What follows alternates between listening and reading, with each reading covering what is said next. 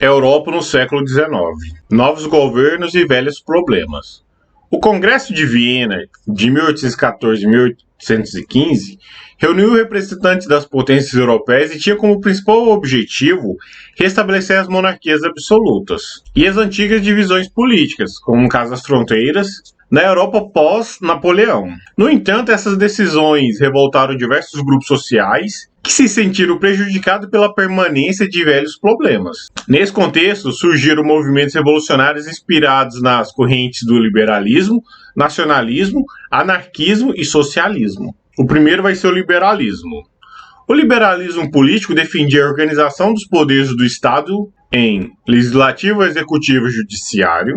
Esses poderes seriam limitados por uma Constituição que garantia os direitos e deveres dos cidadãos. Os liberais também defendiam a liberdade de expressão, associação à crença. Assim, por exemplo, todo cidadão poderia praticar livremente a sua religião. Já o liberalismo econômico era favorável a liberdades que incluíam a defesa da propriedade privada, do livre comércio, do trabalho livre e da livre concorrência. No cenário por eles imaginado, a intervenção do Estado na economia e na vida das pessoas seria o menor possível. O Estado serviria para garantir os direitos à propriedade privada e que os poucos serviços públicos fossem executados e punir aqueles que transgredissem as leis. O nacionalismo é um movimento social que exalta características de uma nação, como idiomas, costumes e tradições históricas, e defende que o Estado seja a soma das instituições que administram a nação. As ideias nacionalistas foram importantes nos movimentos de unificação da Itália e da Alemanha e para a criação de identidades do imaginário de muitos países, como foi o caso do Brasil.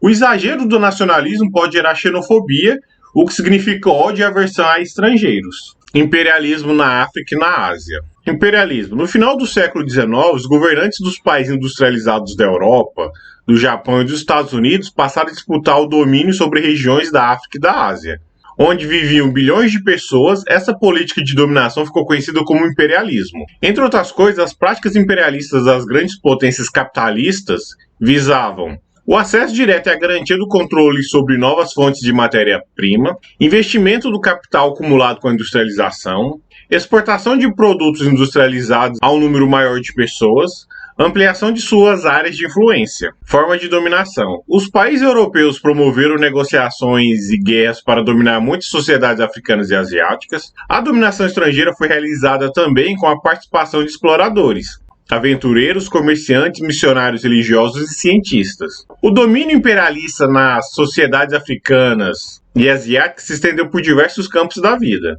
A dominação econômica interferiu nas formas de produção e de consumo, modificando profundamente as economias locais. Os governos europeus exigiam o pagamento de impostos, monopolizavam a produção e a exploração de matérias-primas e favoreciam o consumo de seus produtos industrializados. A dominação cultural era realizada através de valorização das culturas dos países dominantes e da depredação da cultura dos povos colonizados. Instituições europeias divulgavam ideologias racistas, obrigando o uso de seus idiomas como oficiais, limitando o uso das línguas locais e combatiam os costumes e as religiões dos povos que buscavam dominar, impondo, por exemplo, sua versão do cristianismo. A presença de tropas e de colonos nas regiões colonizadas garantiu a dominação de territórios. Os europeus expulsavam os diversos povos asiáticos e africanos de suas terras originais por meio de deslocamentos forçados. Esses povos foram divididos ou reunidos em novos territórios com fronteiras artificiais, criadas pelos impérios coloniais. Os colonizadores reuniam povos culturalmente distintos,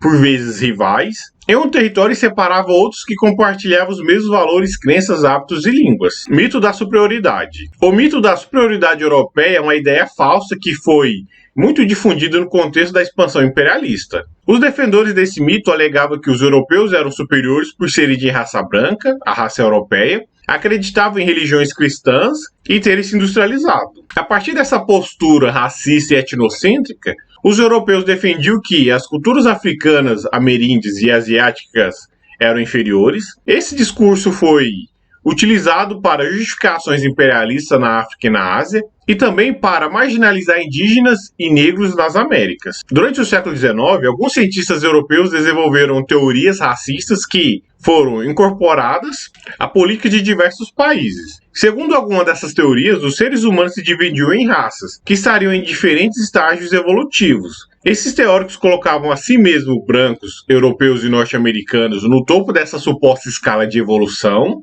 Já os amarelos, asiáticos e indígenas americanos, e os negros, os africanos, eram classificados por eles como os povos menos evoluídos.